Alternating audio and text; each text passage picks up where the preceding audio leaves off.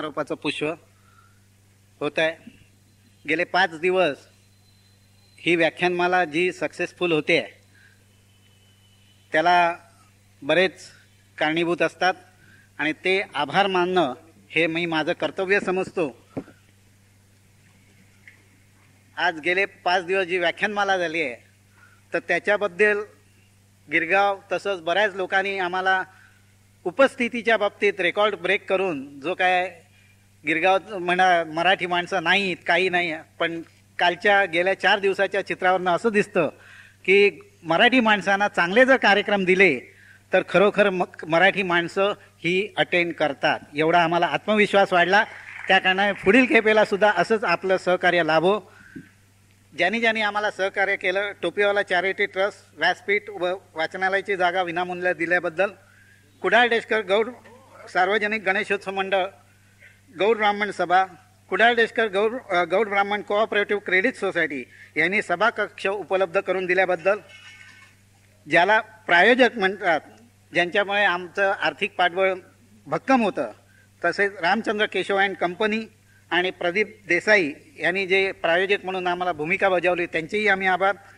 व्याख्यानांची संपर्क करणारे रमेश वर्तक, सौ शैला सामंत, BJP महिला आघाडी, सचिन खानोलकर दादर, विजय खानोलकर बोरवली यांनी व्याख्यानांचे संपर्क करण्यास मदत केली, त्याबद्दल त्यांचेही आम्ही आभारी आहोत. VP रोड पोलीस स्टेशन यांनी सहकार्य केल्याबद्दल त्यांचेही आभारी आहोत. आपण ज्या खुर्च्यांवर बसता त्या खुर्च्यासुद्धा गेल्या 2 वर्षापासून ज्या लोकांनी आम्हाला त्यांनी सहकार्य केलं त्या खुर्च्यांच्या बाबतीत आंबेवाडी सार्वजनिक गणेशोत्सव मंडळ यांनी आम्हाला ज्या खुर्च्या वापरायला दिल्या त्याबद्दल त्यांचेही आभारी. कैलाशवारी चंद्रकिशोर मिश्रा यांच्या स्मृत्यर्थ त्यांचे पुत्र बाबुलनाथ मिश्रा यांनी ₹15,000 व राजेश प्रभू 5,000 देऊन 50 खुर्च्या कायमस्वरूपी संस्थेला दिल्याबद्दल आम्ही त्यांचेही आभारी आहोत. मोठे देणगीदार म्हणजे संजय वालालकर यांनी 11,000, श्री शशिकला अय्यर यांनी 5,000, बाकीचे देणगीदार आहेत सगळ्यांची नावं घेणं योग्य नंतर आम्ही प्रसिद्ध करूच स्मरणिकेत. त्याचप्रमाणे उत्कृष्ट साऊंड सर्व्हिस आणि सजावट करणारे आमचे सुनील पवार ज्यांनी उत्कृष्ट साऊंड सर्व्हिस दिली. त्याचप्रमाणे फोटोग्राफर आमचे कुलकर्णी हे नेहमीच तत्परतेने फोटो काढतात, त्याबद्दलही त्यांचे आभार. त्याचप्रमाणे व्याख्यानास मालेस हातभार लावणारे अशोक सरनाईक, भूषण सरनाईक, आदित्य सरनाईक, रमेश वाघेला, संकल्प सामंत, रमेश गव्हाळी, प्रकाश गव्हाळी, अनिल खोत व इतर बालगोपाल मंडळ यांनी आम्हाला सहकार्य केलं. प्रसिद्धी माध्यम जे लागतं या व्याख्यानमालेला ते प्रसाद रावकर लोकसत्ता, सुरेंद्र तेलंग, अश्विन बापट स्टार माझा, त्याचप्रमाणे सुरेंद्र बागल मित्र परिवार यांनी बरीच मोठी आम्हाला सहकार्य केलेलं आहे. त्याचप्रमाणे देणगीदार, श्रोतेगण आणि ह्या सर्वांचे आम्ही एक ऋणी आहोत. मी काय जास्त वेळ घेत नाही आहे, फक्त एक थोडं त्रोटक वाचतो आहे. मनशक्तीवाल्यांनी आम्हाला एक जरा रिक्वेस्ट केली की आमचं थोडं 1-2 मिनटाचं तुम्ही वाचन करा, की जे लोकांना आम्ही मोफत प्रशिक्षण वगैरे देतो त्या संदर्भात मी थोडे 2 मिनटात वाचतो आणि नंतर आपले व्याख्याते हे व्याख्यान देतील. संस्थापक मनशक्ती केंद्र लोणावळा, संस्थापक परमपूज्य स्वामी विज्ञानंद. मनशक्ती प्रयोग केंद्र हे ज्ञानसेवा, भक्ती संस्कार, प्रयोग संशोधन, प्रेरणा, शक्ती, शांती या अनविद्य माध्यमातून व्यक्ती, कुटुंब, समाज, राष्ट्र आणि विश्व यांच्या कल्याणाची कळकळ बाळगून कार्य करणारे आहेत. मनाच्या संदर्भात प्रयोग संशोधन करणारे एक आगळे वेगळे केंद्र आहे. मनाची शक्ती ही श्रेष्ठ असून तिच्या आधारे आपण कोणतेही यश मिळवू शकतो आणि कोणतेही दुःख पचवू शकतो. आधुनिक व विज्ञानाच्या दृष्टिकोनातून मनाची व्याख्या आणि पूरक अभ्यास करून मनशक्ती वाढविणारे विविध उपाय केंद्राने तयार केले आहेत. या सर्व गोष्टींचा लाभ लोणावळे येथील मुख्य केंद्रात घेता येतो. केंद्रात चहा, नाश्ता, जेवण आणि राहण्याचे मूल्य घेतले जाते. ज्ञान देण्याचे पैसे घेतले जात नाहीत. खालीलप्रमाणे वैशिष्ट्यपूर्ण विषयाचे ज्ञान दिले जाते. गर्भावस्थेतील बाळावर संस्कार, बालकांची मेंदू क्रांती, संगोपनाबरोबर बाळांचे शिक्षण, अभ्यास यशाच्या युक्त्या, मुलांच्या सर्वांगीण विकास, मुले पालक जुळवणूक, यौवनातील महत्त्वाकांक्षा आणि यश, विवाहापूर्वी आणि नंतर जुळवून कौटुंबिक समस्यांवर मार्गदर्शन, रोगमुक्तीसाठी औषधाचा जोड उपाय, वैभवाच्या मत्स्यघातापासून मुक्ती, धकाधकीच्या जीवनात मनशांती, विज्ञान शुद्ध विहित पूजा उपक्रम, कृषी समृद्धीसाठी वाचस्पती प्रयोग, इत्यादी या त्यांनी सांगितलेल्या आहेत. अधिक माहितीसाठी उपशाखा मनशक्ती गिरगाव केंद्र, Maharashtra Lingayat education society building, दुसरा माळा 26 निकदवाडी लेन येथे ते कार्यरत आहेत. तर आपण याचा लाभ घ्यावा. प्रफुल्ल खानोलकर यांना विनंती करतो त्यांनी आपण आपल्या व्याख्यात्यांची ओळख करून द्यायची. मित्रांनो, आपल्या सर्वांना कल्पना असेल की आपलं हे व्याख्यानमालेचं 38वं वर्ष आहे. कैलासवासी राव बहादूर अनंत शिवाजी देसाई टोपेवाले यांच्या स्मृत्यर्थे आपण या व्याख्यानमाला या ठिकाणी आयोजित करत आलेलो. सर्वप्रथम मी आपल्या सर्वांना सांगू इच्छितो की आज या ठिकाणी आपल्या महाराष्ट्राचे विरोधी पक्षनेते माननीय एकनाथजी खडसे यांचं या ठिकाणी व्याख्यान आपण आयोजित केलं होतं, परंतु काही अपरिहार्य कारणामुळे ते या ठिकाणी येऊ शकले नाहीत. आपल्याला कल्पना आहे की त्यांची अचानक काही काम निघाल्यामुळे ते तिथे उपस्थित राहू शकले नाहीत. परंतु आमच्या मित्रपक्षाचेच असं म्हणतात ना की खरा मित्र कोण, जो वेळेला धावून जातो तोच खरा मित्र. त्यामुळे माननीय श्री मधु चव्हाण या ठिकाणी उपस्थित झालेले आहेत. भाजपचे माजी आमदार, म्हाडाचे माजी अध्यक्ष आणि उत्तम वक्ते आहेत. त्याचप्रमाणे भारतीय जनता पक्षाचे प्रदेश प्रवक्ते सुद्धा आहेत. तर या मधु चव्हाणांचं आपण या ठिकाणी स्वागत करूया.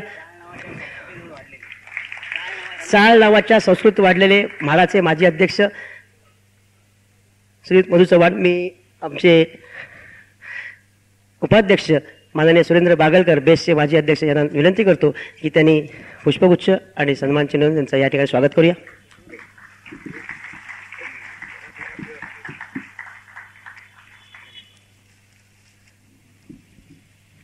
विषय तोच आहे, सध्याची राजकीय परिस्थिती. मी चव्हाण साहेबांना विनंती करतो त्यांनी आपले विचार या ठिकाणी प्रकट करा.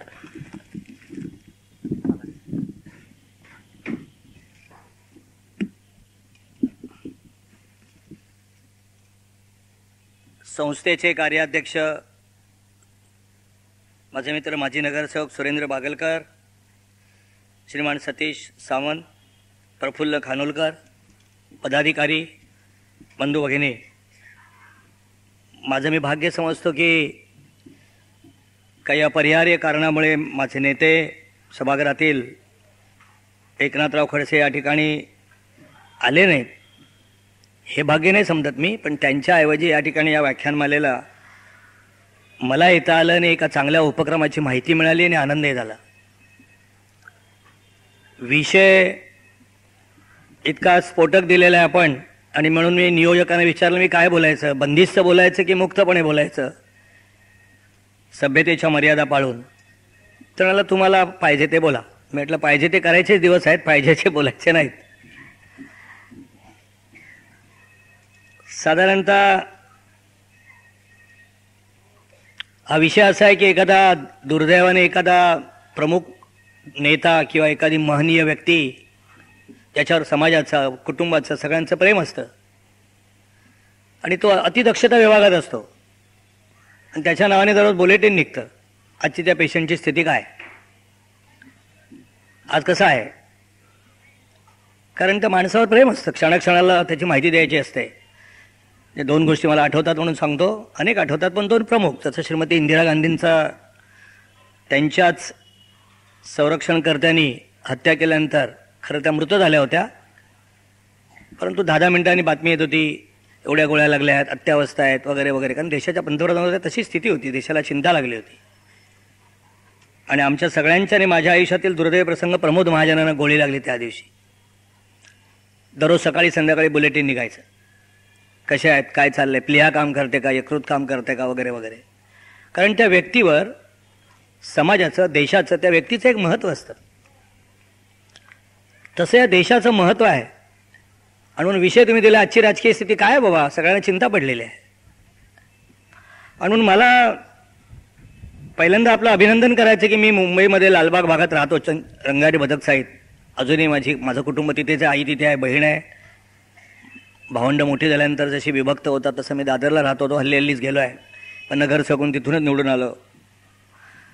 तिथे स्वामी विवेकानंद व्याख्यानमाला झालं, ते विद्यार्थी उत्कर्ष मंडळाचे, जिथे भारतातले, महाराष्ट्रातले अनेक महनीय वक्ते येऊन गेले.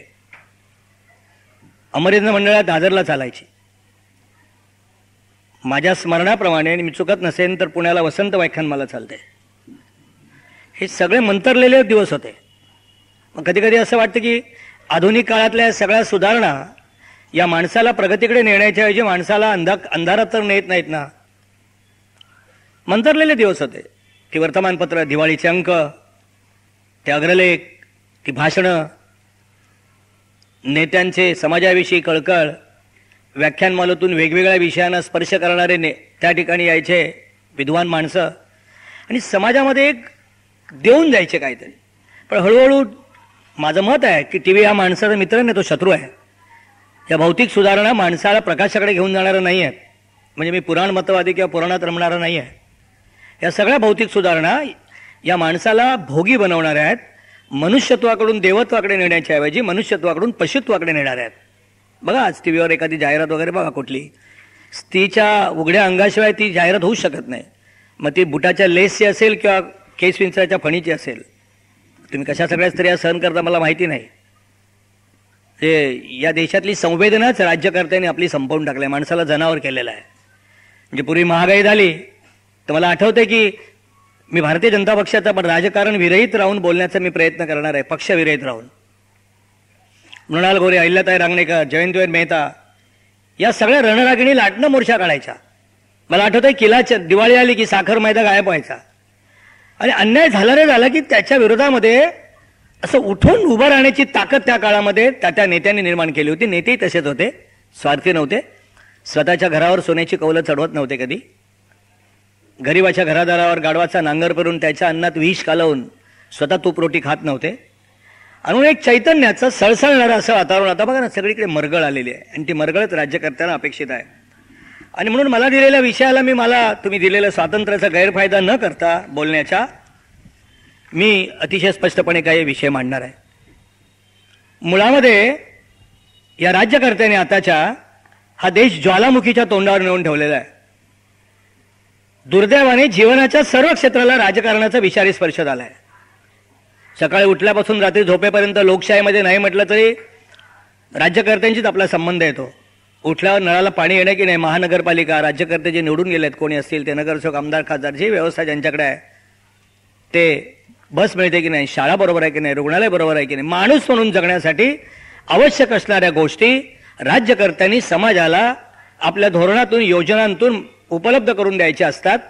आणि म्हणून जीवनातल्या सगळ्या गोष्टीचा स्पर्श, त्या ठिकाणी संबंध राजकीय विचारसरणीशी येतो, राज्यकर्त्याशी येतो, प्रस्थापित शासनकर्त्यांशी येतो.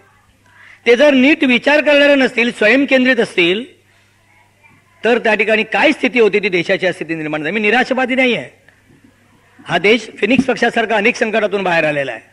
अनेक फालतू काय कळायला टीव्हीवर चर्चा होण्यापेक्षा या देशातला गौरवशाली इतिहास जरी लोकांना सांगितला, बऱ्या वाईट गोष्टीची जरी माहिती दिली तर अनेक चांगल्या गोष्टी इथे शिल्लक राहतील. संवेदना असलेली माणसं तयार होतील, राज्यकर्ते तयार होतील. मला जर विचारलं असं, सांगितलं असं तुम्हाला पानिपतच्या लढाईला 250 वर्ष पूर्ण झाली, ठेवा विषय, एखाद्या विश्वास पाटलासारख्या माणसाला आणा इथे, कळू देत आजच्या पिढीला हे जे स्वातंत्र्य मिळालंय सहज मिळालेलं नाहीये.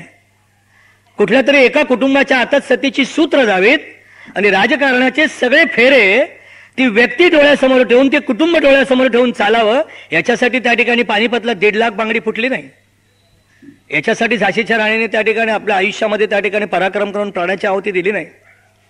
चाफेकर बंधूंपासून तर त्या ठिकाणी परवाच्या 57 पासून सुभाषचंद्र बोस यांच्यापासून हा सगळा इतिहास पाहिला. आज जे वाटोळ झालं त्याचं कारण आम्ही काही शिकलोच नाही त्याच्यातून. लोकांना काही द्यायची इच्छाच नाही आम्हाला. पहिल्यांदा सगळ्यात मोठा आजच्या राजकारणाने केलेला आहे की सगळा इतिहास विसरायला लावला. लॉर्ड बेकेले नावाचा फार मोठा एक इंग्रज तत्वज्ञान होता, शिक्षण तज्ञ होता. तो म्हणाला की कशाला लढाई वगैरे करताय. या देशातल्या नागरिकांच्या मनामध्ये त्यांच्या देशातले अभिमानाचे जे काही स्थळं असतील, स्वाभिमानाची स्थळं असतील, यांच्या संस्कृतीबद्दल, आचार विचाराबद्दल, यांच्या मातृभूमीबद्दल ही काही कल्पना असेल तर ती पुसून टाका. यांना जनावर करा. पशुतुल्य जीवन केवळ जगतील, खाणारी, पिणारी, बिणारी अशा तऱ्हेची माणसं तयार करा. सहज तुम्ही यांच्यावर राज्य करू शकाल. काही सांगतच नाही आम्ही, काही सांगत नाही. सहज मिळालंय स्वातंत्र्याचे उपभोक्ते एका कुटुंबाच्या हातात द्यायला, काही मुठभर लोकांच्या हातात द्यायला. आज महाराष्ट्राच्या माजी मुख्यमंत्र्यावर त्या ठिकाणी पोलीस स्टेशनमध्ये 120(ब), 420 अशा तऱ्हेचं आरोपपत्र असलेलं त्या ठिकाणी सीबीआयने आरोपपत्र दाखल केलं FIR मध्ये. मी व्यक्ती डोळ्यासमोर ठेवून बोलत नाही. काही दिवसापूर्वी मुंबईच्या पोलीस कमिशनरच्या त्या ठिकाणी खुर्चीवर बसलेली माणसं तेलगी प्रकरणात जेलमध्ये गेली. याचा आनंद झाला नाही, दुःख झालं. का झालं हे सगळं? कशामुळे झालं सगळं? आपण कसला विचार करतोय? कोणाला निवडून देतोय? क्षणभर कुठल्या विचारांना आपण विसरतोय आणि कुठल्या विचारांचा आपण स्वीकार करतोय आपण विसरलं पाहिजे. आपण त्या ठिकाणी विसरता कामा नये. सहज मिळालेलं नाही स्वातंत्र्य. 707 साली राजा दाहिराचा पराभव झाला. तीतपासून जी पारतंत्र्याची, संघर्षाची, बलिदानाची, त्यागाची जी लढाई सुरू झाली ती आजपर्यंत आहे. आजपर्यंत 1757 साली प्लासीची लढाई झाली. त्यांनी देशाच्या इतिहासालाच कलाटणी दिली. ते सुद्धा फितुरीमुळे, स्वतःला पैसे मिळाले म्हणून तो मीर जाफर, मीर कासिम, मीर बक्षी हे सगळे त्या ठिकाणी क्लाईव्हला, लॉर्ड क्लाईव्हला फितूर झाले. आणि जे व्यापार करण्यासाठी आलेले इंग्रज सत्तेकडे जाऊन बसले. 1757 साली तसाच केवळ काही मुठभर लोक नाचणाऱ्यांच्या पायातले घुंगरू, ग्लासामधली शराब या भोगी वृत्तीकडे त्या ठिकाणी गेल्यामुळे काही ठराविकच संस्थानिकांनी उठाव केला आणि त्यांची शक्ती कमी पडल्यामुळे पुन्हा स्वातंत्र्य मागे गेलं. पानिपतची लढाई 1761 साली झाली. त्याच्यामध्ये सुद्धा आपण जर विचार केला तर परस्परांबद्दल प्रेम, मातृभूमी ही संकल्पना नाही. मुळात राज्यकर्त्याच्या मनामध्ये मातृभूमी हा विचार घेऊन, संकल्पना घेऊन राज्यकर्त्यांनी राज्य करणं आवश्यक आहे. मग सगळ्या गोष्टी आपोआप होतात. 1761 साली पानिपतची जी लढाई झाली ती सांगा ना या पिढीला कशा प्रकारचं त्या ठिकाणी बखरकारांनी वर्णन करून ठेवलेले आहेत. कसं शिरकाण झालं. महाराष्ट्रातल्या प्रत्येक घरातली एक त्या ठिकाणी महिला विधवा झाली. कशामुळे? ते एक नजीब खान, त्यांनी त्या अहमद शाह अब्दालीला बोलवला. त्यांनी सगळं कारस्थानं निर्माण केली. ज्या सत्तेसाठी चाललंय ना, म्हणजे एकाच पक्षामध्ये दोन माणसं, डोळे दोन, दृष्टी एक, पाय अनेक, गती एक, हृदय एक, स्पंदन अनेक, पण त्याचा ठोका एक, अशा तऱ्हेनं नाही चालत आहेत. अनेक पक्षांमध्ये विसंवाद असेल पण एकाच पक्षात त्या ठिकाणी विसंवाद. सत्तेमध्ये बसलेले त्या ठिकाणी मंत्रिमंडळाच्या बैठकीतली माणसं एखादा विचार माणसाच्या समाजाच्या हिताचा जर कुठला नोकरशाही समोर आणला तर त्यामध्ये माझ्या घटक पक्षाचं हित किती की महाराष्ट्राचं हित किती, देशाचं हित किती याचा पहिला विचार केला जातो. आणि याची सगळी मुलं त्या काळात आहेत. म्हणजे इथे एक तुम्हाला उदाहरण देतो. महाराष्ट्राला आपल्याला अभिमान वाटला पाहिजे की महाराष्ट्रातल्या सगळ्या अगदी ऐतिहासिक काळापासून जरी आपण विचार केला तरी त्या ठिकाणी महाराष्ट्राने नेहमी देशाचा विचार केला. कधी महाराष्ट्राने स्वतःच्या सीमांचा विचार केला नाही. त्या ठिकाणी व्यक्तिगत असा त्या ठिकाणी मर्यादित विचार केला नाही. सदाशिवराव भाऊराव पेशवे ज्यावेळेला लढत होते त्यावेळेचे एक बखरीकारांचं पत्र सांगतो. त्यावेळेला नानासाहेबांनी बळवंतराव म्हणून होते बुंदेल्याचे. माझा विषय माहिती आहे. मी त्या विषयाला स्पर्श करण्यासाठी मुळात जातो की आज का वाटोळ झालंय. ज्वालामुखीच्या तोंडावर आपण का आहोत. आम्ही राज्य करते. आज भारताच्या, हिंदुस्थानच्या सर्व विनाशाला कारण जर कोणी असेल तर आम्ही राज्य करते. माझ्या सकट मला बोलतोय. मी संकेतक बोलतोय. भारतीय जनता पक्ष उद्या इथे कोणी पत्रकार असेल तर मधु चव्हाणांनी कबूल केलं की बीजेपी मध्ये पण वाईट लोक आहेत. अशा अर्थाने बोलत नाहीये. तर त्यांनी पाठवलं की श्रीमंतांना नाटकशाळा ठेवण्याची इच्छा झालेली आहे. त्या चांगल्या बांध्याच्या गोरापान नाटकशाळा पाठवून देणे. तो तिकडे लढतोय. रसद मिळत नव्हती, अन्नधान्य मिळत नव्हती, जनावरं मरत होते, घोडे मरत होते आणि यांना नाटकशाळा. हा आपला चिमाजी आपल्याचा मुलगा, आपला चुलत भाऊ आपल्याला विश्वासघात करेल, उत्तरेकडचं राज्य आपणच घेईल पराक्रमाने म्हणून विश्वासरावाला बरोबर पाठवला. जी चौथाई वसूल होत होती ती यांना मौज मजा करण्यासाठी पहिली पुण्याला पाठवा. तिकडे लढतायत माणसं. त्याच्या विरोधात नजीब खाननी काय केलं. एक राजपुतांना सांगितलं दख्खन के लोक आहे, मराठे म्हणजे 96 मराठा असं घेऊ नका. पानिपतला मराठे लढले म्हणजे आपण म्हणतो की 1.25 लाख बांगडी फुटली, 1 लाख बांगडी फुटली, 1.5 लाख माणसं मेली. त्यावेळेला पुण्याची लोकसंख्या 26 ते 27 हजार होती. ब्राह्मण सरदार 7-8 होते, मराठे 15-16 होते, बाकी इतर होते. मराठे हा ते सांकेतिक म्हणून घ्यायचा शब्द. सर्वांनी 12 बलुतेदार हे सगळे लढले त्या काळामध्ये. तर त्यांनी हे दख्खन के लोक आहे. आणि मग सगळ्यांना मुस्लिम म्हणून त्याने आव्हान केलं आणि सगळ्यांना एक केलं. पण बाकीच्या त्या काळच्या हरामखोरांना असं वाटलं नाही की आपल्या देशावर आक्रमण आहे, आपण एक होऊन भाऊसाहेबाला साथ देऊया. एवढंच काय तर त्या ठिकाणी मल्हारराव होळकर हे शिंद्यांचा द्वेष करत होते म्हणून नजीब खानला त्यांनी मानसपुत्र मानला आणि या नागाला त्यांनी अनेक वेळा पकडून सुद्धा ठेचून न मारता अनेक वेळा सोडून दिला. त्याचा परिणाम असा झाला, पानिपतामध्ये आपण हरलो आणि पुन्हा इतिहासाला एक वेगळी कलाटणी मिळाली. ही तिन्ही उदाहरणं मी अशासाठी दिली आपल्याकडे की आज जी राज्यकर्त्यांनी ज्वालामुखीच्या तोंडावर नेऊन सगळ्या समाजाला, सर्व नागरिकांना, सगळ्या देशहिताचा बळी देऊन जे ठेवलेलं आहे त्याचं कारण त्या इतिहासातली जी व्यक्तिगत स्वार्थाचा विचार करण्याची प्रवृत्ती ती आजही राज्यकर्त्यांमध्ये आहे, आजही पक्षामध्ये त्या ठिकाणी आहे. अनेक लोकांमध्ये आज अनेक पक्ष निर्माण होतात. पूर्वी पक्ष निर्माण व्हायचे. राम मनोहर लोहिया बाहेर पडले, पंडित जवाहरलाल नेहरूंबरोबर भांडण झालं म्हणून, पण तत्वांसाठी बाहेर पडले.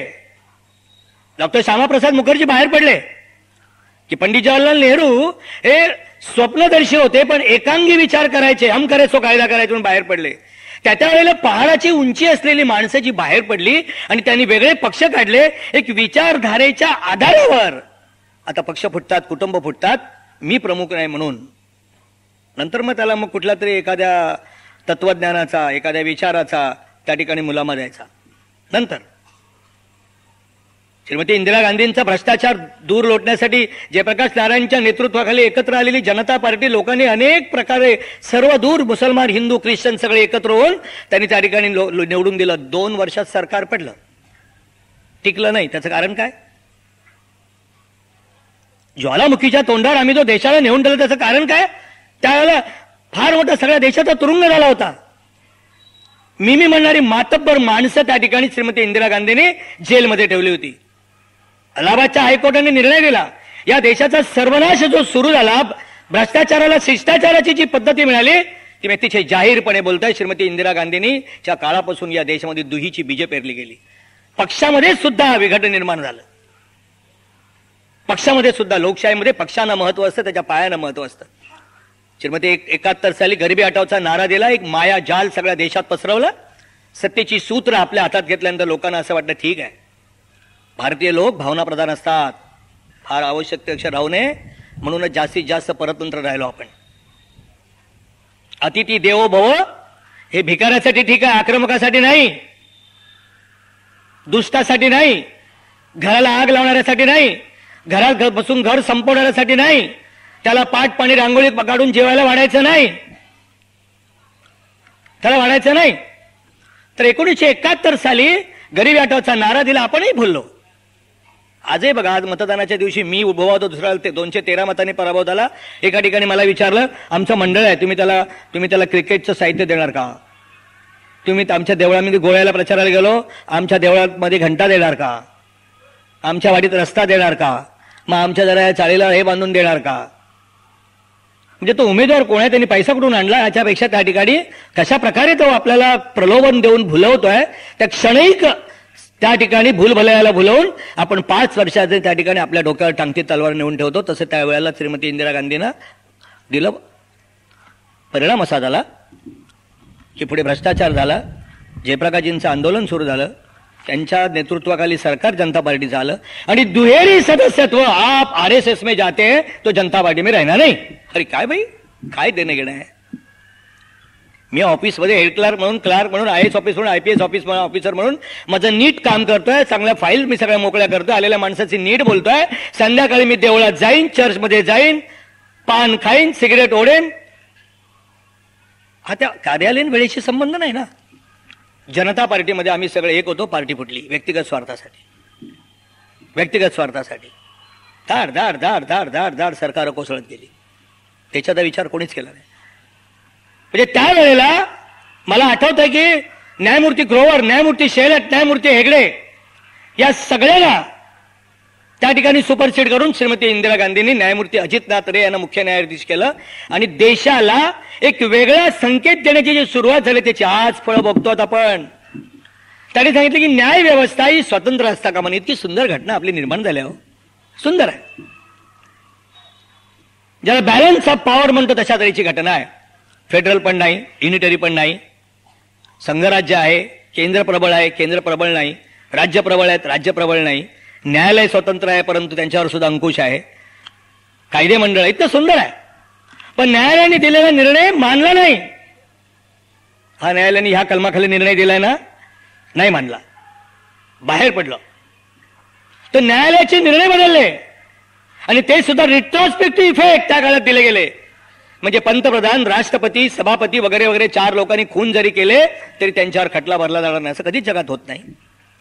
आज सगळ्या व्यवस्थेला जो सुरुंग लागलाय, ज्वालामुखीच्या तोंडावर त्या ठिकाणी बद्दल स्थितीची निर्माण झाल्या, त्या आजच्या राजकीय स्थितीची मुळं कशामध्ये आहे त्याचा विचार केला पाहिजे. नाही तर 2-3 गोष्टी मी काँग्रेसला, एनसीपीला 2-4 या ठिकाणी शिव्या देईन, राजकीय इथून निघून जाईन, तर मी तुमच्याशी प्रतारणा करेन, माझ्या स्वतःची प्रतारणा करेन. मला त्या पक्षीय राजकारणाला धरून त्या ठिकाणी आपल्या समोर बोलावं असं मला वाटत नाही.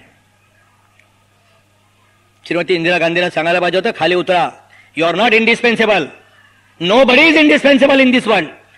चर्चिलने दुसऱ्या महायुद्धात इंग्लंडला विजय प्राप्त करून दिला, पण विजय मिळाल्यानंतर इंग्लंडच्या जनतेने सांगितलं की विजयी विषुवृत्ती तुझी होती ती या देशाला हिटलरच्या हुकुमशाहीतून वाचवण्यासाठी उपयोगी पडली. आता आर्थिक स्थिती त्या ठिकाणी तू सावरू शकत नाहीस. तुझ्या पराक्रमाची, देशसेवेची आम्ही पावती देऊ, तुझी पूजा करू. इतिहासाची सोनेरी पानं लिहिताना त्या ठिकाणी तुझ्या नावाचा एक धडा लिहिला जाईल. पण आता दुसऱ्या महायुद्धामध्ये विकलांग झालेल्या इंग्लंडला आर्थिकदृष्ट्या बाहेर काढायचं असेल तर दुसरा पंतप्रधान पाहिजे, म्हणून जनरल त्या ठिकाणी लॉर्ड ॲटली पंतप्रधान झाले. कधी परंपरागत झालंय का? कधी झालं नाही. अब्राहम लिंकन वारल्यानंतर त्याच्या पोराला कोणी अमेरिकेचा अध्यक्ष केलं नाही. जॉन एफ केनेडी वारल्यानंतर त्याच्यात कोणी अध्यक्ष केलं नाही. एका कुटुंबाच्या हातात लोकशाही व्यवस्थेची सारी सत्ता जर आपण दिली तर त्या काळामध्ये दिल्लीच्या दरबारामधल्या मोगलांमध्ये आणि आतामध्ये काय फरक आहे? बाबर गेला, हुमायून गेला, जहांगीर गेला, अकबर, शहाजहान वगैरे वगैरे अशी जी सगळी शेवटपर्यंत टोळी लागली त्याच्यात आज भारताचा राष्ट्रपती किंवा एखादा व्यक्ती सुद्धा म्हणू शकतो की तुमचं अंतिम ध्येय काय?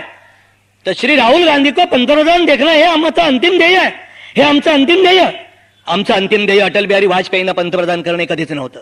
हा, त्यांच्यासारखा महापुरुष पंतप्रधान करणे होतं, पण हा देश, हा समाज, इथली माणसं, इथली व्यवस्था ही कुठल्याही व्यक्तीपेक्षा मोठी असते. म्हणून आपल्या अष्टप्रधानांमध्ये शिवाजी महाराजांना आपला मेवणा पाहुणा असं कोणाला घेतलं नव्हतं. आपल्या मृत्यूपत्रात लिहूनही ठेवलं नव्हतं, काही केलं नव्हतं. एका कुटुंबाच्या हातात दिल्लीतली सत्ता, अनकॉन्स्टिट्युशनल पॉवर सेंटर. बघा ना, गेल्या 71 सालापासून व्यवस्था बघा. श्रीमती इंदिरा गांधींचा दुर्दैव अंत झाला. आपल्या सगळ्यांना शर्मेनं मान खाली घालवणारी गोष्ट होती. त्यांच्या रक्षकानेच त्यांचा खून करा. पंतप्रधानांच्या बरोबर आमचे वैचारिक मतभेद होते, पण आमच्या पंतप्रधानांचा त्यांनाच सुरक्षेसाठी ठेवलेल्या माणसाने खून करावा ही भारतीय संस्कृती नाही, अजिबात नाही. मी जेलमध्ये होतो पण आम्हाला कधी वाटलं नाही की काँग्रेस सगळ्यांवर 4 दगड मारावेत आणि आणीबाणी संपवावी. त्यांचा मृत्यू झाल्यानंतर काँग्रेसच्या वर्किंग कमिटीची मीटिंग झाली नाही. सगळी लोकशाही व्यवस्था या देशातली तुम्ही संपवून टाकले आहेत. हे हुकुमशाही आणलेले आहेत. हम करे सो कायदा. एका सोनावलेला जिवंत जाळण्याची प्रवृत्ती एका गुंडामध्ये निर्माण होते. त्या प्रवृत्तीत आणि तुकडे तुकडे करून त्या ठिकाणी भीमा आणि इंद्रायणी नदीच्या त्या डोहामध्ये औरंगजेबाने संभाजीचे तुकडे करून फेकलेली प्रवृत्ती. याच्यात फरक का? कुठून आला माज? आम्ही दिला राज्यकर्त्यांनी. त्या पापाचे धनी आम्ही आहोत. कुठून आला एवढा माज? जेवढं ब्रिटिशांनी या देशाला 150 वर्ष लुटलं नसेल, जेवढं 1526 साली बाबर आल्यानंतर 1818 पर्यंत इंग्रजांचं राज्य येईपर्यंत मोगलांनी, सुलतानांनी लुटलं नसेल, तेवढं अपवाद वगळता, काही नेते वगळता, काही पक्ष वगळता सगळ्यांनी हा देश लुटायचंच ठरवलेला आहे. एक जात, त्याचा आपण विचार, हा आपण मालक आहोत त्या देशाचे. श्रीमती इंदिरा गांधींचा वध झाल्यानंतर काँग्रेस वर्किंग कमिटीची मीटिंग नाही झाली. राजीव गांधी त्यावेळेला, मी कुठल्या पक्षावर टीका करत नाही, मी व्यवस्था म्हणून सांगतोय. राजीव गांधी त्यावेळेला कलकत्त्याच्या मंगालच्या त्या ठिकाणी याच्यावर होते, आले डायरेक्ट जयलसिंग यांच्या समोर गेले, पंतप्रधान पदी शपथ घेतली आणि मग आपल्या आईच्या शव पाहायला गेले. Is it a democracy? ही लोकशाही आहे? ही लोकशाही आहे? 12 महिन्यांनी, 13 महिन्यांनी मुख्यमंत्री बदलला जातो. 1998 साली लोकसभेची निवडणूक झाली, 1999 साली लोकसभेची निवडणूक झाली, 1996 साली लोकसभेची निवडणूक झाली. करोडो लाखो रुपयाचा चोराडा लोकशाहीमध्ये त्या ठिकाणी निवडणुकीच्या काळात होतो. आज अशी काही ठिकाणं, गावं आहेत या ठिकाणी. मला आठवतात आमचे नेते जगन्नाथराव जोशी होते, त्यांनी एका सभेमध्ये उदाहरण दिलं होतं. म्हणजे मी एका गावामध्ये गेलो, त्या गावामध्ये लग्नामध्ये म्हणाले कमी महिला दिसायला लागल्या. मी माहिती घेतली. ते म्हणाले इथे जर 2-3 जावा असतील किंवा महिला असतील तर सकाळी एक येते हळदीला, दुपारच्या वेळेला एक कार्यक्रमाला येते, संध्याकाळी गोरज मुहूर्त असेल तर येते. का तर 4-5 महिलांमध्ये चांगली लग्नाला जाण्यासाठी साडी 1 किंवा 2च असते. आपली घरामध्ये त्या ठिकाणी मुलगी नुसते पहिल्या दुसऱ्या महिन्यामध्ये सून, मुलगी, बहीण, ओकारे आल्यानंतर सर्वसामान्य माणूस सुद्धा त्या ठिकाणी पहिल्या दिवसापासून कळल्यापासून काळजी घ्यायला सुरुवात करतो. आज जा आदिवासी पाड्यामध्ये राजकारण कुठे घेऊन गेलंय समाजाला. आज आदिवासी पाड्यात जा, अनेक गावात, गरीब गावात जा, तुम्हाला भयानक स्थिती पाहायला मिळेल. या देशातली 117 लोकांकडे 90% संपत्ती. मी समाजवादी नाही, मी भांडवलवादी नाही, मी पुंजीवादी नाही, मी व्यवहारवादी आहे. पूर्वी कार्ड घरोघरी यायची आणि त्यावेळेला आमचे नेते होते वसंतराव भागवत, ते आम्हाला सांगायचे तुम्ही घरी जेवायला उमेदवाराची कार्ड घेऊन जाता मतदान केंद्र वगैरे त्याचं माहिती करण्यासाठी, त्याचा एक फायदा करून घ्या. ज्या माणसाकडे त्या कुटुंबातली मतं तुम्ही मागणार आहात त्या कुटुंबातली चूल बघा, मूल बघा, माणसं बघा, म्हातारी बघा, व्यवस्था बघा, भिंती बघा, घर बघा, माणसं बघा, मन बघा, चेहऱ्यावरच्या सुरकुत्या बघा, पोटाची खळगी बघा, आजारपणात त्या ठिकाणी माणसं तर कशी विकलांग झाल्यात बघा. आणि मग ज्यांच्याकडून मतं घेऊन सत्तेचा मुकुट आपल्या डोक्यावर आपण बसवणार आहोत त्यांच्यासाठी काय आपल्याला करावं लागेल याचा विचार त्यावेळेला करा. हा संस्कार आता संपलेला जातो. 50 रुपये टाका टेबल टाकतो. काय कळलं, 10 मित्र एकत्र येतात नाही सांगतात, तू मनसेचं टेबल टाक 2000, तू शिवसेनेचं टाक 2000. संध्याकाळी सगळ्या पक्षाकडून 10 मित्र 5-5 हजार घेतात. मस्त पैकी काय कसला विचार, कसला आचार, बात खतम. 117 इतकी भयानक स्थिती आज या देशामध्ये निर्माण झालेली आहे की आज भरभरून परमेश्वराने दिलेल्या आहे देशाला, भरभरून. आपल्या की अनेक लोक परदेशात गेले असतील आणि भारतात एक फिरले असतील आणि आपल्या एका हिंदू व्यवस्थेमध्ये अतिशय चांगली संकल्पना आहे की तीर्थयात्रा करावी. काशीला आंघोळ केल्यावर रामेश्वरला जावं, रामेश्वरचं पाणी घेऊन काशीला जावं आणि मग आपल्याला पुण्य मिळते. याचा अर्थ मी मोक्षाच्या अर्थाने बोलत नाही. कदाचित पूर्वजांनी असं लिहिलं असेल की सगळा देश फिरून या. त्या हिंदू परंपरेप्रमाणे त्या ठिकाणी आपण जर या देशामध्ये समाजाची रचना आपण जर केली असती तर आज ही स्थिती आपल्याला राज्यकर्त्यांनी ज्वालामुखीच्या तोंडावर ठेवणारी आणून ठेवली नसती. काय स्थिती आपल्या देशाची. मी मागच्या लोकसभेमध्ये फलटणवरून संभाजीनगरला येत होतो. दुपारी 12 वाजले होते. आमचे एक दानवे नावाचे उमेदवार उभे होते आणि रस्त्यावर खडी फोडण्याचा कार्यक्रम चालला होता. खडी फोडायचं टाकलं होतं. पहिल्यांदा खडी टाकतात डांबरीकरण करण्यापूर्वी. मला माझ्या अंदाजाप्रमाणे, कारण मी 2 मुलींचा बाप आहे, त्यांना मुलं झालेली आहेत, माझ्या अंदाजाप्रमाणे त्या ठिकाणी जवळजवळ 50 माणसांपैकी 30 ते 40 महिला होत्या, 8-10 पुरुष होते. त्यातली एक मुलगी, एक महिला 8 ते 9 महिन्याची गरोदर असणार, 12 वाजले होते. कल्पना करा, आपण आपल्या घरातल्या मुलीला देतो का 9व्या महिन्यात काम करायला. छोट्या छोट्या गोष्टीची काळजी घेतो. कोणी नाही. सोन्याचा धूर वाहत होता देशात. घरातली मोलकरीण सुद्धा श्रीमंत राणी वाटावी महाराणी. एकदा देवगिरीच्या राजाकडे फ्रान्सचा राजदूत आला आणि आल्यानंतर राजाला त्याला सगळ्यांनी सन्मानाने त्या ठिकाणी दरवाजामध्ये महालाच्या त्याचा स्वागत आगत केलं आणि मुख्य दरबारामध्ये किंवा महाराज जिथे बसले तिथे जायला निघाले. वरून पहिल्या माळ्यावर जात असताना वरून एक महिला आली आणि म्हणून यांनी टोपी काढून तिला नमस्कार केला. त्याला वाटलं ती राणी आहे. अतिशय छान साडी, कानात बुगडी, नाकात नथ, सर्व दागिने महिलांच्या अंगावर असतात ते होते. वर राजाकडे गेल्यानंतर सगळं झालं, चहा पाणी वगैरे फलाहार वगैरे झाल्यानंतर महाराज म्हणाले की आता मी राणीसाहेबांची ओळख करून देतो. तर राणीसाहेबांची आम्ही पाहिलं ते ना आता राणीला. त्याला कोणाला पाहिलं म्हणते तोडायला नाही की हे वर येतो तेव्हा एक दासी चालली होती. दासी सुद्धा परदेशी माणसाला महाराणी वाटावी इतकं वैभव या देशामध्ये होतं आणि आता धारावी वाटावी इतकं दारिद्र्य त्या ठिकाणी या देशामध्ये कोणी आणलं. फार मोठी स्वप्न उराशी बाळगून 47 साली देश स्वतंत्र झाला. विसरले सगळे लोक. असा एक सुंदर देश निर्माण करू तिथे कोणी भीक मागणार नाही. भरभरून दिले परमेश्वराने. मगाशी मी मुद्दा सांगत होतो की या देशाला भरभरून दिलंय. महासागराची त्या ठिकाणी खोली आहे वैचारिकदृष्ट्या, ऋषीमुनींची एवढी तपश्चर्या आहे. पराक्रमाची उंची तर हिमालयापेक्षा त्या ठिकाणी खूप आहे. जगामध्ये 2 ऋतू आहेत, भारतामध्ये 6 ऋतू आहेत. इथे ऋतूंची विविधता आहे. आणि समाज सुधारणा, समाज पुढे जाण्यामध्ये गंगेच्या पाण्याची गतिमानता आहे. अनेकता एकता आहे देशामध्ये, अनेक भाषा, अनेक वेश, तरी हा देश प्राचीन देश टिकला कशाच्या आधारावर? कुठला विचार?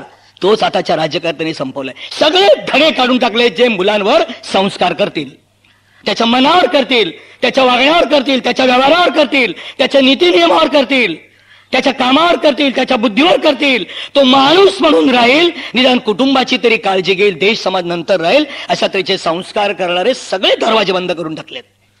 सगळे कोणाला खुश करण्यासाठी?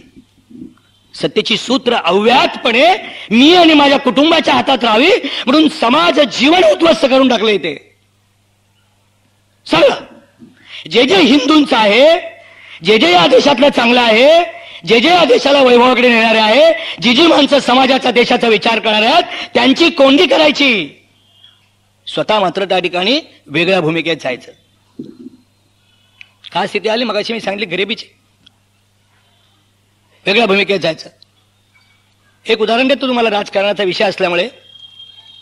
आमचे राजपुत्र देशाचे राहुल गांधी हे अमेरिकेच्या त्या ठिकाणी अँबॅसेडरला सांगतात चहा पिता असताना की I am not worried about the Muslim terrorism, but I am worried about the Hindu terrorism. जगामध्ये सिद्ध झालेला आहे, जिवंत कसाबला पकडलाय. आणि आता या देशातला माजी मुख्यमंत्री सांगतो की करकरांना कोणीतरी दुसऱ्यानेच मारलेला आहे. मी राजकारणाला स्पर्श करून बोलत नाही. पाकिस्तानला आयसोलेट करणं चाललंय, एक हिंसावादी राष्ट्र निर्माण करणं चाललंय, जाहीर करणं चाललंय. आणि केवळ उत्तर प्रदेश, बिहार आणि या 2-4 राज्याचे निवडणूक येणार आहे, तिथले मुस्लिम मतं मिळायला पाहिजेत. आणि म्हणून त्यांना खुश करण्यासाठी आपण देशाला कुठल्या विचारधारेवर नेऊन ठेवतोय? गेलं खड्ड्यात सत्ता.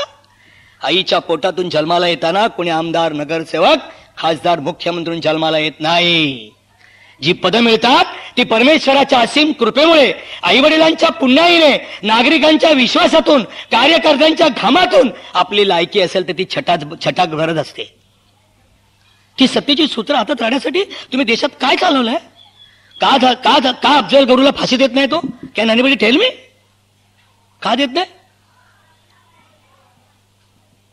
म्हणून मी एक माझ्या दृष्टीने मला जे मुद्दे वाटतात ते आपल्याला सांगतो. का इथे मी धडा शिकवत नाही परीक्षेला येणारा. मला वाटतं ते मी शेअर करतो. मी कोणी विचारवंत नाही. का देत नाही? एक अमेरिका, सद्दाम हुसेन खोटं जाहीर केलं की रासायनिक शस्त्र आहेत, अमेरिकेच्या हिताला बळी जाईल अशा तऱ्हेचा राज्यकर्ता होता, आणि एक खोटं ऍटमॉस्फिअर तयार केलं. जगाची पर्वा केली नाही, त्याला एनसर्कल केलं. एकही रासायनिक शस्त्र मिळालं नाही. त्यांच्याच देशाचा कायदा, त्यांच्याच देशाचे न्यायाधीश, त्यांचाच फाशीचा दोर, त्यांचाच त्या ठिकाणी जल्लाद. सद्दाम हुसेनला अमेरिकेने फाशी दिलं. काळजी केली का अमेरिकेने कोणाची? या देशात जगात पहिल्यांदा लोक स्वतःचा विचार करतात, स्वतःचा. तुम्ही कसली वाट बघताय? कोणाची वाट बघताय फाशी द्यायला? कोणाची वाट बघताय? म्हणजे खालच्या कोर्टाने कन्फर्म केली, हायकोर्टाने कन्फर्म केली, सुप्रीम कोर्टाने कन्फर्म केली, आणि राष्ट्रपतींकडे पडू नये का? कोणी सांगू शकेल का? म्हणजे आम्ही या देशात काही केलं तरी आम्हाला या देशामध्ये काही होणार नाही अशा तऱ्हेचा संदेश ज्या वेळेला जातो, त्याच वेळेला त्या ठिकाणी या ठिकाणी 10 अतिरेक येतात. 10 आठवते सगळे दिवस. मी, छगन भुजबळ, R.R. पाटील 3 दिवस आम्ही त्या ठिकाणी बरोबर होतो. रात्री 10-11 नंतर तो सगळा इतिहास सांगायला मी इथे आलो नाही.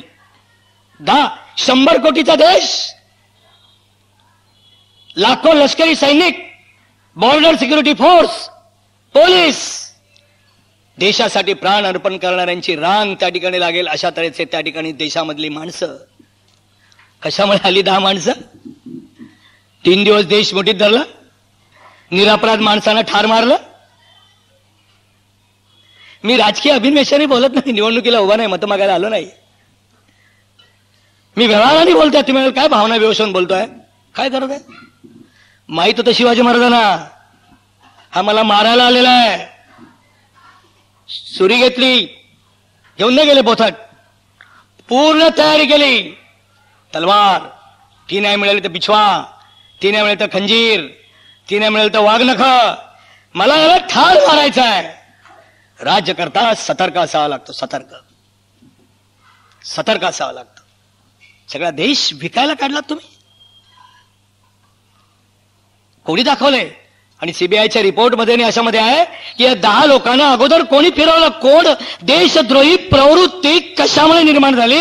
कारण मुळातच समाजाची रचना, शिक्षणाची रचना, त्याच्या मनाची संकल्पना ही मातृभूमी माझी आहे, हिचा मी द्रोह कधी करणार नाही अशी भावनाच निर्माण झाली नाही. आईचा कोणी द्रोह करेल का? एखादं कुटुंब असतं, आपण बघत असतो लहानपणापासून. एखाद्याच्या घरात वडील दारुडे असतील, आई त्या ठिकाणी भांडी घातच असेल, हाल अपेष्टात दिवस काढत असेल, तर तो मूल जे शहाणं असतं ते ठरवतं, मी माझ्या आईला चांगले दिवस आणेन, माझ्या वडिलांना चांगले दिवस आणेन, कुटुंबाची व्यवस्था चांगली करेन, कष्ट करेन.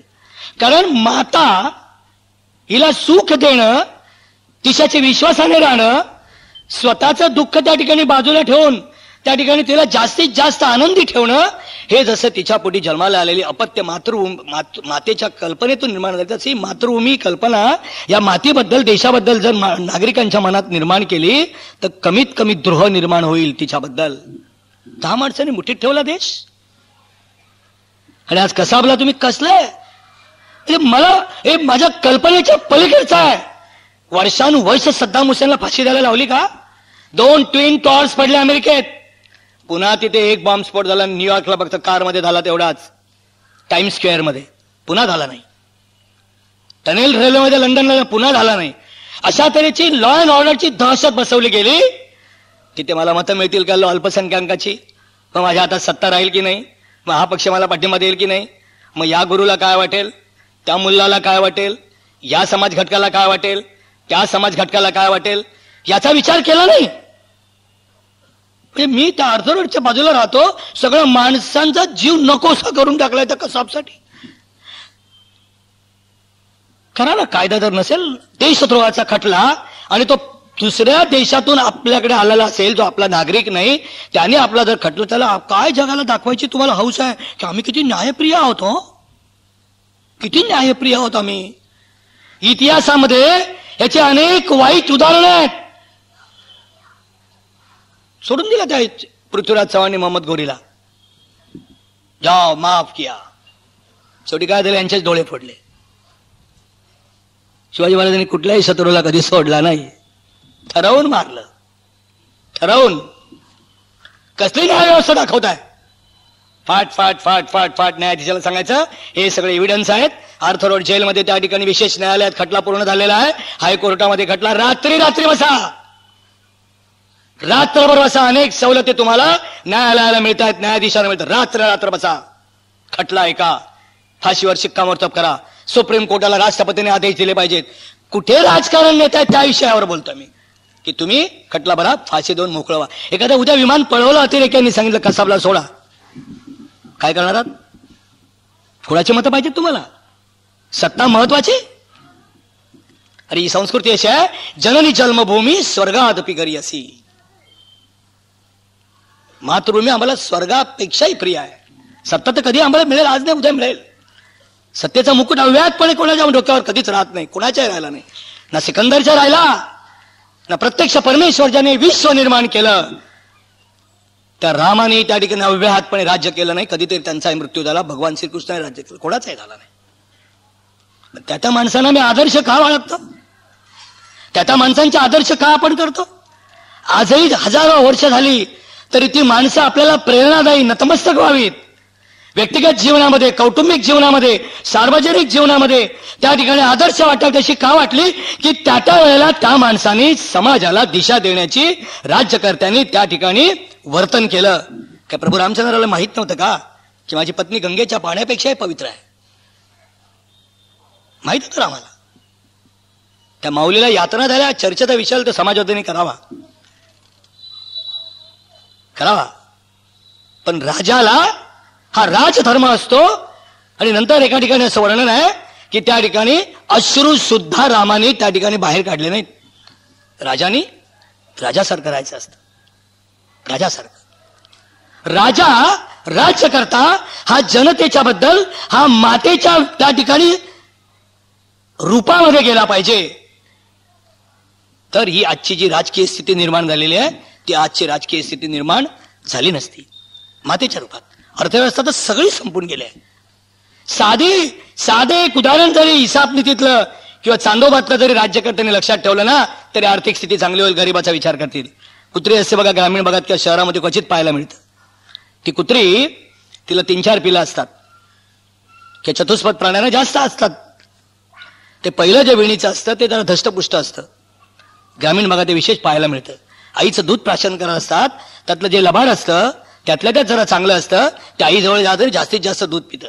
जे दुबळं असतं, जर बारीक निरीक्षण करून पाहिलं आणि राज्यकर्त्याचं लक्ष जनतेकडे हे ब्लॉटिंग पेपर सारखं असलं पाहिजे, टिपलं पाहिजे. जनतेचे अश्रू, जनतेचे दुःख, जनतेचे कष्ट, जनतेच्या अडचणी, त्याचा व्यवहार, त्याला अधिक त्याच्या ताटात 2 वेळेचं अन्न कसं मिळेल, अंगभर वस्त्र कसं मिळेल, चालायला रस्ता कसा मिळेल, हाताला काम कसं मिळेल, प्रवासाला गाडी कशी मिळेल, आरोग्याची व्यवस्था कशी होईल, शिक्षणाची व्यवस्था कशी होईल, माणूस म्हणून जगण्यासाठी आर्थिक स्थिती आपण निर्माण केली पाहिजे. आज आहे का? आहे? 15 ऑगस्टला एक देशाच्या वैभवाचं प्रतीक म्हणून आणि 26 जानेवारीला राष्ट्रध्वज आपण फडकवत असतो. त्याच वेळेला सकाळी आपण बाहेर पडलो राष्ट्रध्वजासाठी, तर भिकाऱ्याची पोरं अतिशय दैन्य अवस्थेमध्ये कागदी झेंडे घेऊन 1-1 रुपयाला आपलं दारिद्र्य विकत असतात. झेंडा 2 रुपया, झेंडा 2 रुपया, झेंडा 2 रुपया. आम्ही सगळं राष्ट्र लुबाडलं आणि त्याची किंमत त्यांनी 2 रुपये लावलेली असते, 1 रुपया लावलेली असते. काहीच किती जणांचं पिळवटतं. एखादी सुपात किंवा रेल्वे स्टेशन मध्ये सुकी बाटली असते, निपल पण सुकं असतं, अफू दिलेली असते पोरांना जाया माहीमच्या चर्च जवळ, कुठल्याही सिग्नल जवळ, आणि पाळ्या लावलेल्या असतात बायकांनी. 4 तास तू उभी राहा, 2 तास तू उभी राहा. त्यातलं कोणाचं मूल असतं माहीत नसतं. पोरं आपलं पडल्या तशी.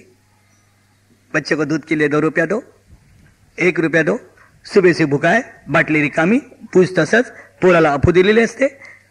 कोणी स्थिती निर्माण केली? आम्ही. परमेश्वराने भरभरून दिलं आमच्या देशाला. विविध प्रकारची फळं आहेत, विविध प्रकारचं धान्य आहे.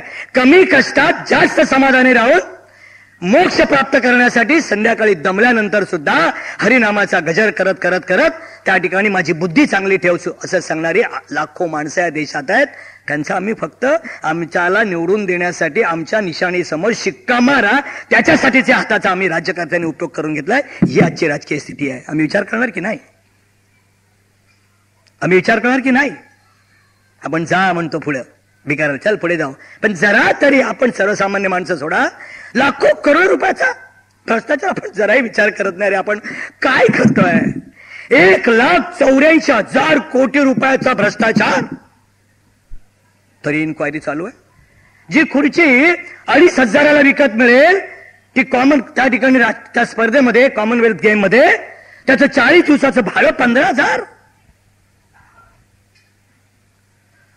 म्हणजे मी राजकीय अभिनिवेशाने, पक्षीय अभिनिवेशाने बोलत नाही. माझ्याही पक्षात कोणी असा हरामखोर माणूस असेल तर त्यालाही तुम्ही निवडून देऊ नकात कधी. काही वाटतच नाही. त्याची मुलं कुठे आहेत? 1971 पूर्वी स्टेट बँकेतून दिल्लीच्या नगरवालांनी 60 लाख रुपये काढले. जुनी माणसं असतील ते तर आठवत असेल. मल्होत्रा नावाच्या माणसाला पोलिसांनी विचारलं की तू हे 60 लाख रुपये का दिले? त्यामुळे नगरवालाचा मला फोन आला की मी श्रीमती इंदिरा गांधी बोलतोय, मी जबाबदारीने बोलतोय एका व्याख्यानात, म्हणून दिले. अरे 5 रुपये तुम्ही बँकेत करायला गेलात आणि सहीमध्ये फरक झाला तरी तुम्हाला तो कॅशियर काउंटरवरून मॅनेजरकडे जा म्हणेल आणि तुमची सही व्हेरीफाय करेल. 60 लाख रुपये तू काढले, गोणीमध्ये भरले, नगरवाल्याला पकडला, तिहार जेलमध्ये त्याला योगायोगाने आम्ही एक आंदोलन केलं. आम्ही त्याला तिहार जेलमध्ये त्या ठिकाणी आमच्या तरुण वयामध्ये होतो. 3 दिवसात खटला चालला, 3 वर्ष शिक्षा झाली. नगरवालाचा खून तिहार जेलमध्ये झाला. त्याच्या आईने सरकारला सांगितलं माझ्या मुलाचं पोस्टमार्टम करा. पोस्टमार्टम झालं नाही. भ्रष्टाचाराची मुलं 1970-69 पासून सुरू झाली. आणि मल्होत्राला नंतर दिल्लीच्या रस्त्यावर लॉरीने मूळ साक्षीदार केसचा म्हणून लॉरीने उडवून लावलं.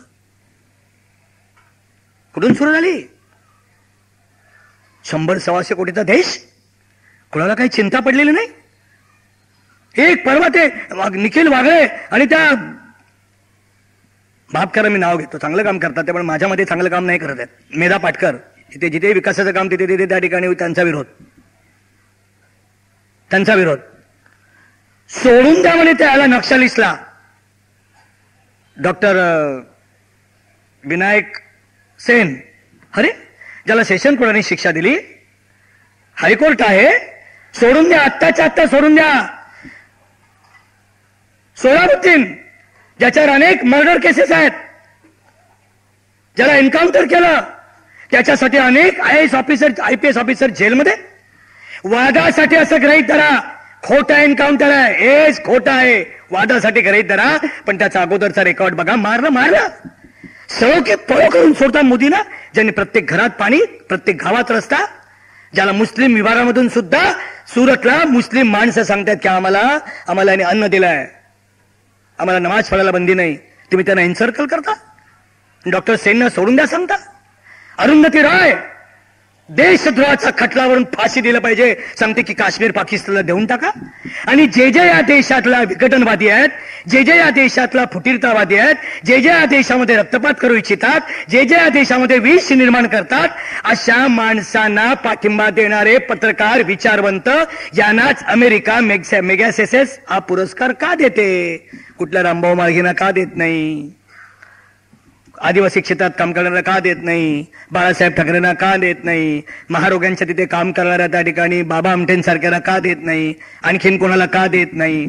जी अमेरिका कम्युनिझम विचारांचा विरोध, 5 मिनिटं बोलत चालेल, जे अमेरिका कम्युनिझम विचारांचा विरोध करते, ती अमेरिका अन्य देशामध्ये कम्युनिस्टांच्या आधारावर तिथे रक्तपात करणाऱ्यांना शस्त्र पुरवठा आणि त्यांना विचारांचं बळ देणाऱ्यांना बक्षीस देते का? What for?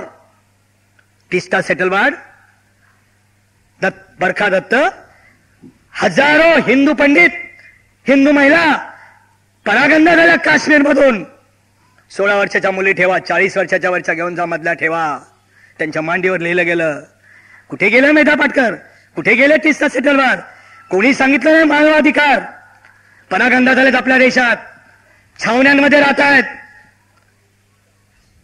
मी कुठल्या तरी एका विचाराचा आहे म्हणून मी त्या संकुचित विचाराने बोलत नाही, आणि हे अतिशय स्पष्टपणे सांगतो की होय, हिंदुत्ववाद, हिंदू विचार, मातृभूमी संकल्पना याचा आधार घेणारी माणसंच या देशाला वाचवणारी आहेत, या देशाला त्या ठिकाणी वैभवाप्रत नेणार आहेत. हे माझं प्रामाणिक मत आहे.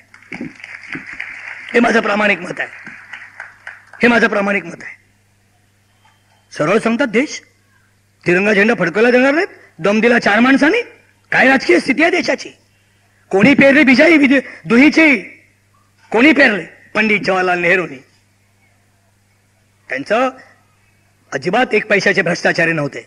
पहाडा एवढी उंची त्यांच्या व्यक्तिमत्वाची होती. सर्व मान्य, आम्हाला हटवादी होते. सगळा देश जे सरदार वल्लभभाई पटेलने एक केला, फक्त काश्मीर आपल्या हातात ठेवलं. आज त्याची फळं आम्ही भोगतो.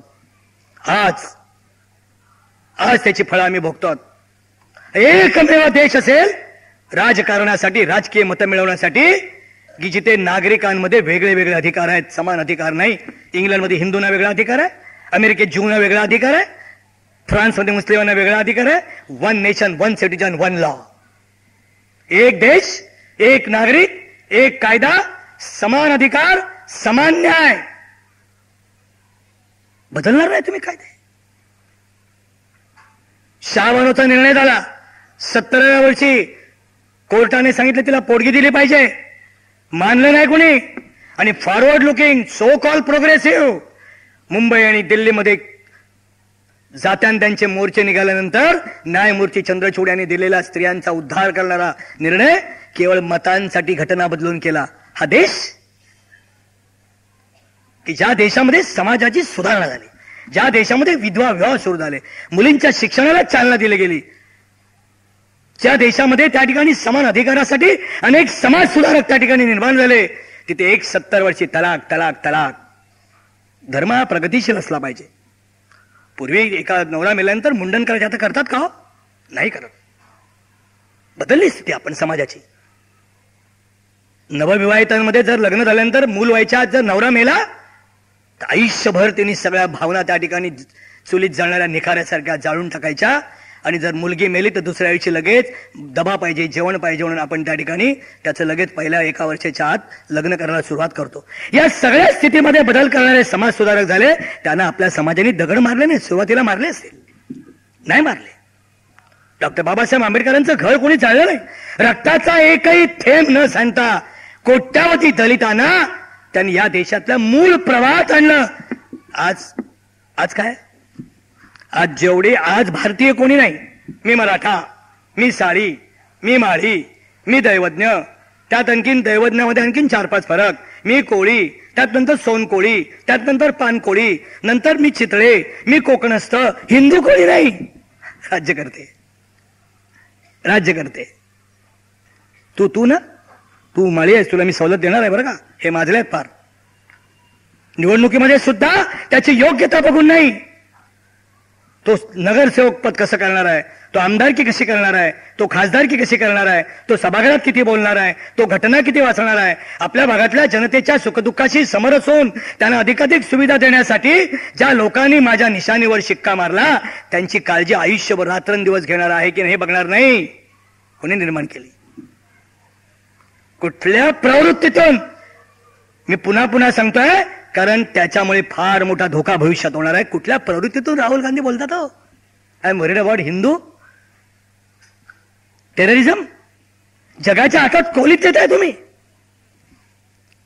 ही राजकीय स्थिती केवळ सत्तेसाठी आहे. सत्ता हेच संपूर्ण आहे. राज्यकर्ता हा त्या ठिकाणी देशाचा कॅनव्हास माहीत असणारा असा पाहिजे. मी श्रीमती सोनिया गांधींच्या बद्दल पूर्ण मला आदर आहे. या देशाच्या सून आहेत त्या. या मातीत आता आहेत. देशाचा कॅनव्हास माहित आहे का? जे रंग रांगोळी म्हणून दिवाळीला काढले जातात तेच रंग होळीला का उधळले जातात. गावोगावी त्या ठिकाणी विठ्ठलाची त्या ठिकाणी मंदिरं असून सुद्धा हरिनामाचा गजर करत 8-8 दिवस पायी चालत सुकी भाकरी चटणी खात केवळ पावलाला स्पर्श झाला, वर कळस पाहिला तरी आत्मा कृतार्थ झाला.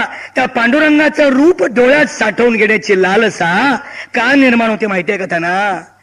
हगणं मुतणं करायची वेळ आली तरी चालेल पण आजीला, आजोबांना, बाबांना, आईला वृद्धाश्रमात टाकणार नाही.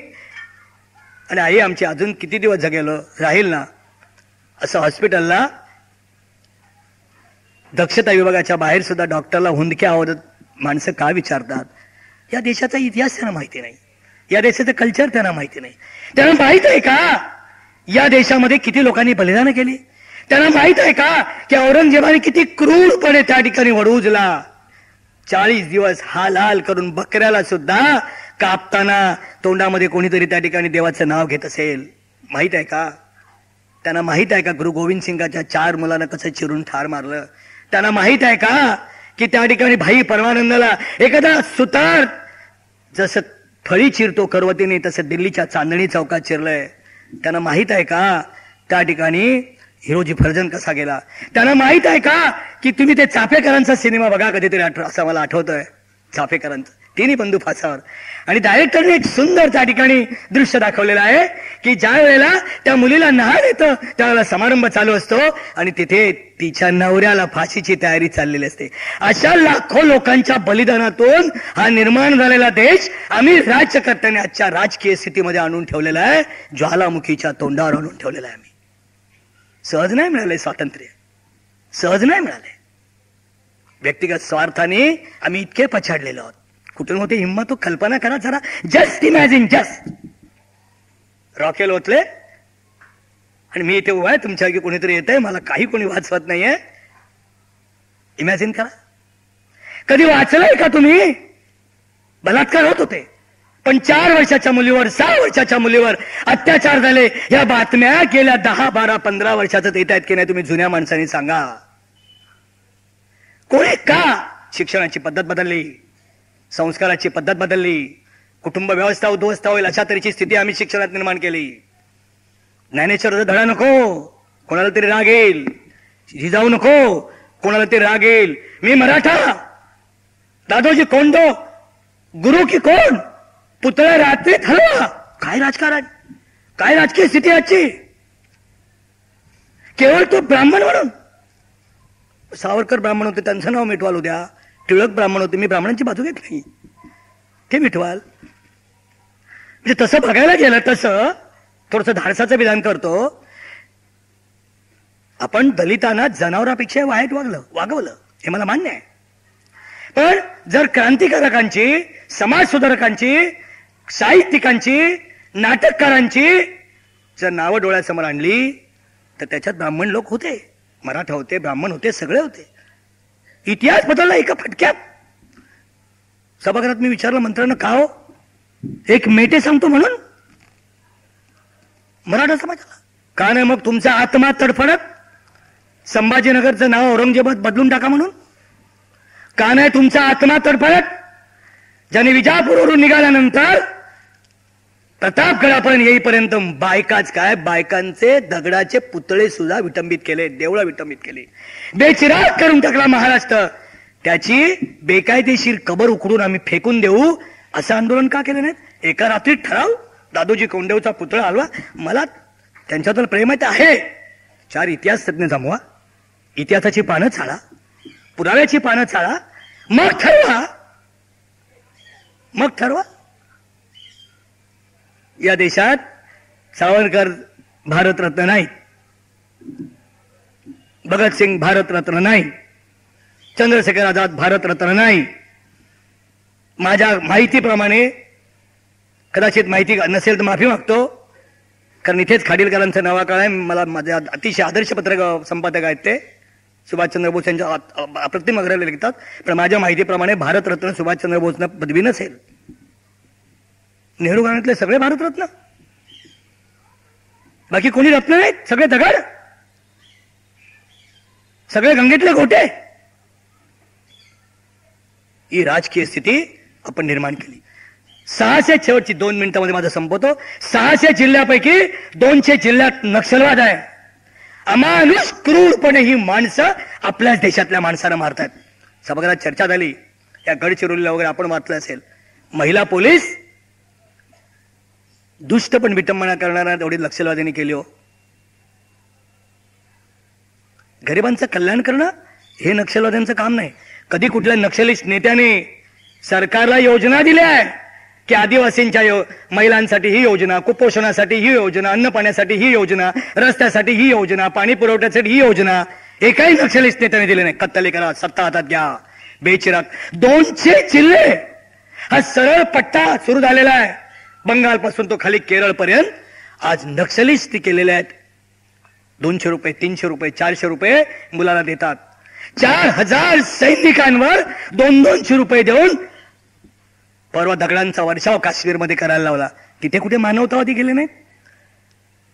कारण पाकिस्तानच्या लक्षात आलं याची राजकीय स्थिती आहे. त्यांच्या लक्षात आलं की हाय इन्व्हेस्टमेंट, अतिरेकी मरतायत, बंदुका द्यायला लागतात, भारतातले लोक त्यांना ठार मारतात, उपयोग नाही. मग इथल्याच बेरोजगार लोकांना काश्मीर खोऱ्यातल्या घाटीमधल्या 200, 300 रुपये द्या आणि त्यांना सैनिकांवर गोळ्या मारा, दगड मारायला लावा. 4000 सैनिक त्या ठिकाणी जखमी. कुठे आजचा सवाल विचारला नाही निखिल वागळेंनी, कुठे चर्चा नाही. म्हणून मित्रांनो, माझी आपल्याला शेवटी एक विनंती आहे की आम्ही राज्यकर्त्यांनी अपवाद वगळता हा देश ज्वालामुखीच्या तोंडावर ठेवलाय. आम्ही पक्षीय राजकारणात सगळ्या समाजाच्या सुखदुःखाला बांधून टाकलंय, त्यांची भूक बांधून टाकली, त्यांची गरज बांधून टाकली आहे, बंदिस्त करून टाकल्या. आम्ही आमच्या सत्तेच्या खोलीमध्ये त्या सगळ्या तुमच्या हिताला नागरिक म्हणून देशाचे आपण सगळ्यांनी एक विचार केला पाहिजे की आपल्या पोरांना हाय पप्पा, हाय मम्मी नाही बोलता आलं तरी चालेल. त्याला आपला इतिहास सांगूया. इतिहास हा वर्तमान काळ साकार करतो आणि भविष्याला आकार देत असतो. त्याला आपली संस्कृती आम्ही विसरायला लावली. मी पुराणमतवादी, पुराणातली वांगी त्याचं भरीत करून खाणारा नाही. आपण या देशामध्ये एक जागृत नागरिक म्हणून राहूया. असा देश आपल्याला निर्माण करायचा आहे. की ज्या देशामध्ये अजूनही त्या ठिकाणी फार मोठं शक्ती सामर्थ्य आहे. अमृताचा स्पर्श जीवनातल्या सर्व क्षेत्राला त्या ठिकाणी झालेला आहे. अनेक प्रकारचं वाङ्मय आहे इथे, अनेक प्रकारचे महापुरुष होऊन गेले इथे. आपण सगळ्यांच्या त्या ठिकाणी पुतळे बनवल्यात, सगळ्यांना आपण त्या ठिकाणी आपल्या भिंतीवरच्या फ्रेममध्ये बंदिस्त केलेलं आहे. आणि या राज्यकर्त्यांना फक्त सत्तेवर नेऊन ठेवण्यासाठी, आणि आताचे राज्यकर्ते तर या देशाचा मुळीच विचार करत नाहीत, कारण त्यांना काही माहितीच नाही, काहीच माहित नाही. माझा देह जाता जाता अंबरनाथच्या यात्रेला पडला तरी हिमालयात चालेल, असं का वाटतं इथल्या माणसांना ते माहिती नाही. अनेक गोष्टी बोलायच्या आहेत, वेळ कमी पडला आणि 10 वाजता लाऊडस्पीकर बंद करायचा आहे. माझी आपल्याला एक विनंती आहे, कोणालाही काही चिंता न करता एक असा देश निर्माण करूया, आणि एकच राहिला हिंदूंचा देश, हा एकच. वसुदैव कुटुंबकम ही जगाने आम्हाला शिकवायला नको.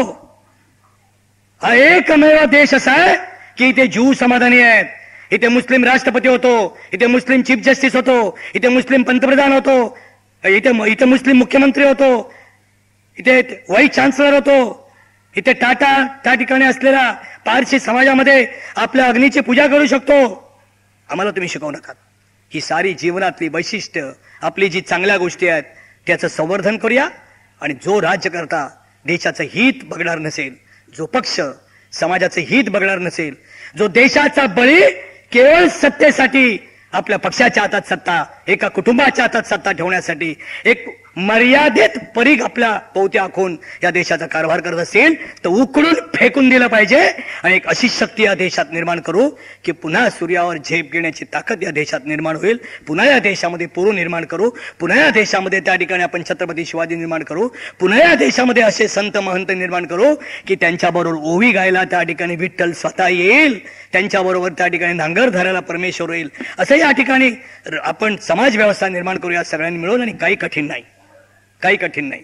गंगा तीच आहे, यमुना तीच आहे, सूर्य तोच आहे, ऋतू तेच आहेत, फुलं सुगंध तोच आहे, परिणाम तोच आहे, ही मातृभूमी सुद्धा तीच आहे. तिला वैभव परत सगळ्यांनी नेण्यासाठी एक शक्तिशाली राष्ट्र आपण सगळ्यांनी मिळून निर्माण करूया. नमस्कार.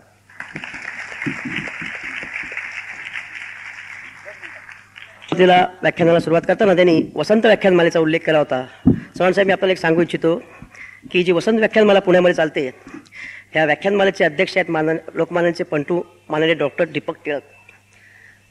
1 महिना संपूर्ण व्याख्यानमाला चालते, पूर्ण 1 महिना व्याख्यानमाला असते. आणि आपल्या सर्वांना कल्पना असेल की या महाराष्ट्रात जेवढ्या व्याख्यानमाला चालतात या व्याख्यानमालेचं एक फेडरेशन आहे. आत्ता 8-15 दिवसापूर्वीच चिपळूण येथे आमचं एक संमेलन भरलं होतं. 18वं संमेलन झालं. जशी इथं साहित्य संमेलन असतं, नाट्य संमेलन असतं. गेल्या वर्षी नाशिकला संमेलन होतं, त्याच्या आधी आपल्या गिरगावमध्ये आम्ही आमच्या व्याख्यानमालेला मान मिळाला होता संमेलनाचा. आणि ती एक कमिटी आहे संपूर्ण आहे, फेडरेशन आहे आमचं, त्याचेही अध्यक्ष डॉक्टर दीपक टिळक आहेत. आमचे श्री सतीश सामंत हे यावर्षी आमच्या त्या कमिटीवरती निवडून गेलेले आहेत, त्यांची निवड झालेली आहे या फेडरेशनच्या कमिटीवरती. स्वाभिमान हा माहिती आपण शब्द वापरला होता, स्वाभिमान. गंमत अशी आहे की लोकशाही हा शब्द माझ्या मते गेल्या 50 वर्षामध्ये आपण ऐकतो, परंतु आपल्या ह्या देशामध्ये, हा आपला देश आज जरी आपल्याला थोडा काश्मीरपासून कन्याकुमारी एवढाच उंचीला दिसला तरी काबूल, कंदार वगैरे सर्व आपल्याकडेच होतं. आणि त्यावेळेला राज्य पद्धती होती. आपले श्रीराम काय किंवा कृष्ण काय किंवा इतर राजे काय, ही राज्य पद्धती होती. आणि प्राजा आणि प्रजा हे नातं असल्यामुळे लोकशाही वगैरे हा प्रकार त्यावेळेला नव्हता. राजे इतके कणखर आणि व्यवस्थित होते की त्यांना किंवा आपल्या महाराजांच्या काळात सुद्धा शिवशाही होती. आणि ती शिवशाही आजही अभिप्रेत आहे. त्यामुळे लोकांचं काय झालं की राजाकडे बघण्याची दृष्टी, तो राजा आणि मी प्रजा एवढीच राहिलेली आहे. त्यामुळे आपला देश आणि छोटे छोटे राज्य असल्यामुळे हा संपूर्ण अखंड देश ही जी वृत्ती लागते. आणि अजूनही आपल्याकडे कुठे असं शिकवलं जात नाही की हा माझा देश आहे. जरी इतर देशामध्ये शिकवलं जातं किंवा शिकवायची गरज नसते, ते उपजतच त्यांना हे असतं की कुठेही त्यांचं साधं राष्ट्रगीत लागलं तरी पटकन ती मंडळी उभी राहतात. आपल्याकडे राष्ट्रगीत लागलं ती कधी सगळीच गंमत जम्मत असते.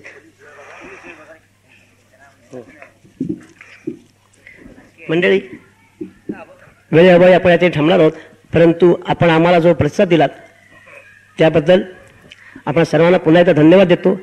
पुढल्या वर्षी परत आपण ह्या ठिकाणी भेटणार आहोत आणि या ठिकाणी आज आपण थांबतो. जय हिंद, जय महाराष्ट्र.